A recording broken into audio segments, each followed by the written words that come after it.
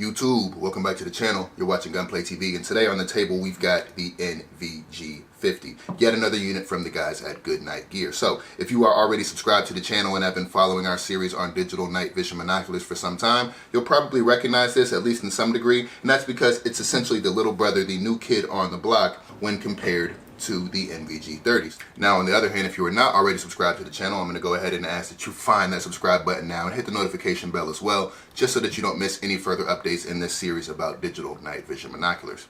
Now, for those of you out there with the attention span of a chipmunk, the TLDR around this unit is this is a definitive upgrade and improvement over the older NVG30. So hopefully that's the information you need to make a buying decision. Now, for the rest of us, again, the NVG50 is in fact a definitive upgrade over the NVG30, right? A bit smaller, a bit better performance. I'll tell you right off the bat, the stability, the latency has been improved, but the core functionality, the core feature set is largely the same. Now, I should say early in the video, these are digital night vision binoculars. So if you are buying one of these, hoping to keep up with the Joneses and ink out performance similar to what you might get from a traditional analog set like with these AR NVGs, I'm here to tell you, this isn't it.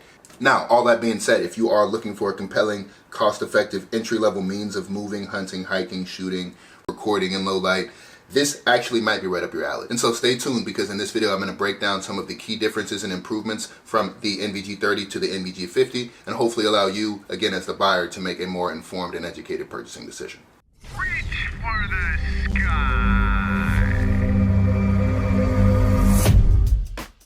Now, one thing I've noticed as I've kind of begun to review these digital night vision binoculars is you can really get caught up in the weeds with the technical details. And they're really, at the end of the day, digital cameras, digital night vision cameras, and so a lot of the specs out there, if you're a camera guy, might make sense to you. But the long and short of it is, these are working using a digital camera, similar to maybe your Ring camera or your Ring floodlight camera, and they are also going to benefit from an IR illuminator to, again, illuminate that scene so that the camera can pick it up. Again, a completely different type of technology when compared to analog, which essentially takes in electrons and photons and multiplies them many times over and spits them out the other side. Really black magic at the end of the day. This is going to be a much more approachable and cost-effective means of seeing in the dark, albeit maybe not as powerful as something like an analog unit. And so all that out of the way, for the sake of this video, I did want to keep it relatively high level and really bring you the features and the key differences over the NVG30 that might compel you to buy this unit over another. All right, so we've got the NVG50 and the NVG30, again, both of which can be had at Goodnight Gear. Right off the bat, I'll tell you that there are some immediate differences, and namely, the biggest is going to be the size. You're going to notice right off the bat just the difference in the height of the NVG30 when compared to the NVG50. And also, one of the things that jumped out to me more or less right away was kind of the arrangement of that objective lens. The objective lens is not only more compact and kind of squished into the body, so you've got a shorter unit overall on the NVG50, but it's also lower, right? And so when you look at the dovetail that I've installed on here kind of as a reference, you can see that the NVG30's objective lens is quite a bit closer to that dovetail mount, whereas the NVG50's is maybe an inch, inch and a half lower. Now, that's not going to be a huge issue for you if you're using the mounts that are included out of the box. Again, these do come with kind of a multi-hinge arm style mount. Not really a true Wilcox style mount, and that's kind of the reason that I've got these dovetails on here, so that I can use them in my binocular filming rig and kind of get you guys some side-by-side comparison. But again, that may or may not present an issue for you when mounting it on a helmet. Again, that's additional height, and so that's more alignment that you have to do physically with your eye. They are both digital units, and so they are both going to have the USB and SD card expansion slots on the side. Both, I'm happy to see, are sealed with a rubber seal, so hopefully that's going to help maintain the IPX7 rating on both of these. Not the type of units that you're going to want to submerge for a long period of time, but if you are so unfortunate as to drop these in the creek, maybe out on a night hike, you should be okay if you manage to snatch these out of the water pretty quickly, and provided that those seals are pressed all the way down, as well as the battery terminals being locked down as well. Now, while on the topic of batteries, that's actually one of the notable differences between the two units. The NVG50 is now using 18350 cells, and so it has two batteries stored here in the top, whereas the NVG30 is using a single 18650 kind of that longer vape battery that we've kind of come to be familiar with at this point. A lot of rechargeable flashlights in the firearms industry especially are using the 18650, so you probably have seen that. I've got an XTAR battery in this guy. Great batteries from those guys, check them out as well. But that is going to be a notable difference. You are going to have to source those 18350 batteries, ensure that you have a charger that will support them. Again, that's typically not a huge issue, but having a more prolific and common battery is certainly something to consider. So kind of weigh those options, go on Amazon, see what you can find, and determine if whether or not that's going to be a big deal for you. Now, again, with the charger, external, internal, you've got options there, but again, I touched on, right, the USB expansion, they both do accept USB-C. And that is going to allow you not only to upload your footage that you capture from these, again, digital units, so you can capture footage. It's not only going to allow you to upload that footage to your computer, but also will allow you to charge these without removing the battery entirely. So that's kind of a convenience feature. I typically like to charge them directly in the unit, but if I have a spare battery and for whatever reason this dies in the field, it is always nice to have the ability to pop off that cap and slap in a new battery, hot swapping in the field. So keep that in mind, maybe buy a couple of spares regardless of whichever unit you decide to go with.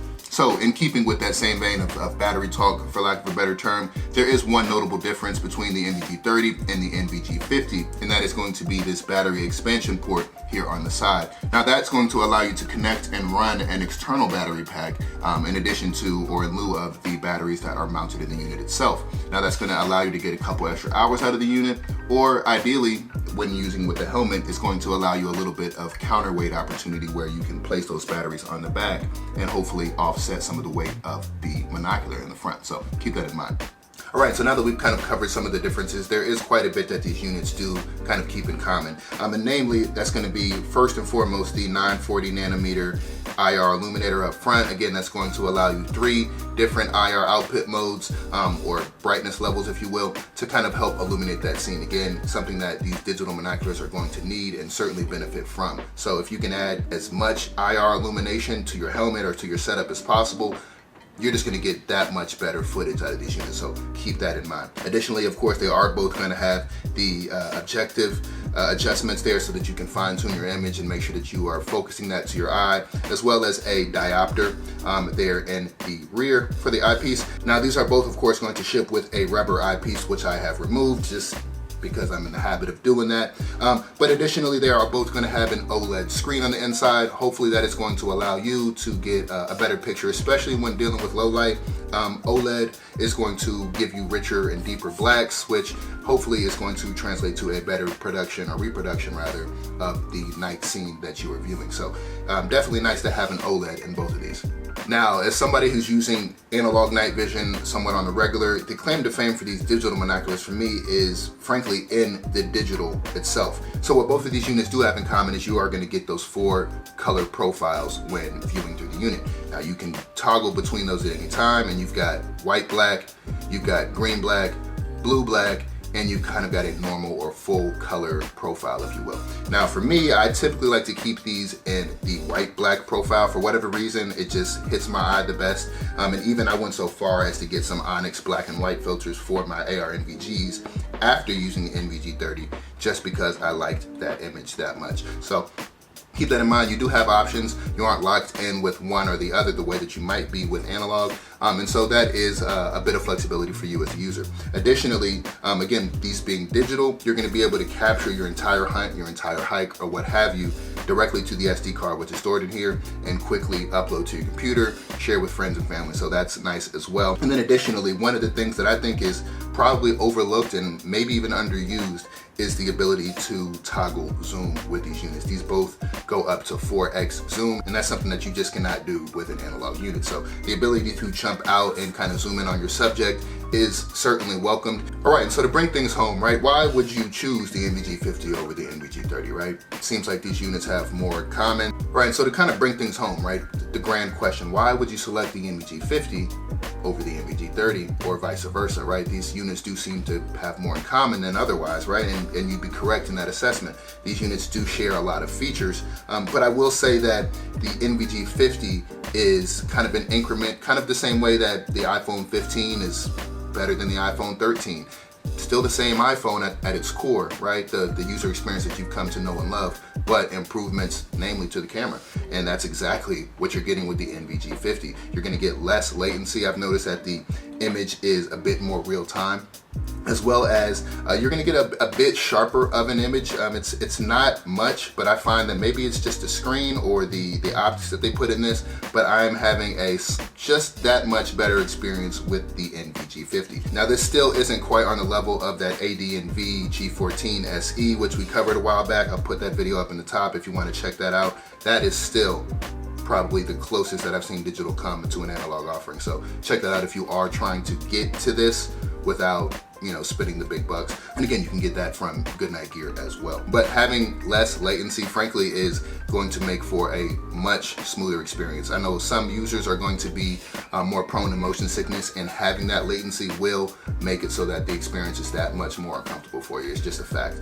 Now, I'm blessed not to have that ailment. However, having a real-time image just means that I can get that much more practical use out of a unit like this. And so for me, the NVG50 wins over the NVG30 just because of that slightly improved carrying performance.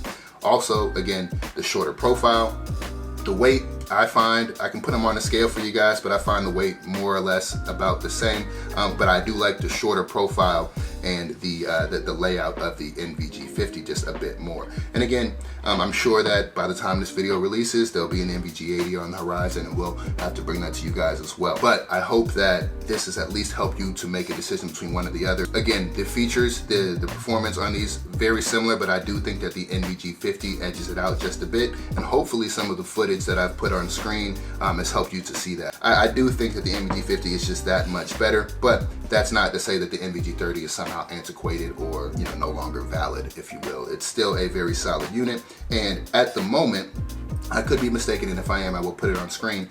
This is the only one that is going to work with the Goodnight Gear Wilcox style bridge. There is a bridge available for the NVG50. However, it's not that Wilcox style, which frankly I use to film that side-by-side comparison. So head down to the comments, let me know what you guys think about these. If you have any questions or want to see more footage, more content around these specific units, do let me know. I'll make sure to bring that to you guys as soon as possible. With all that being said,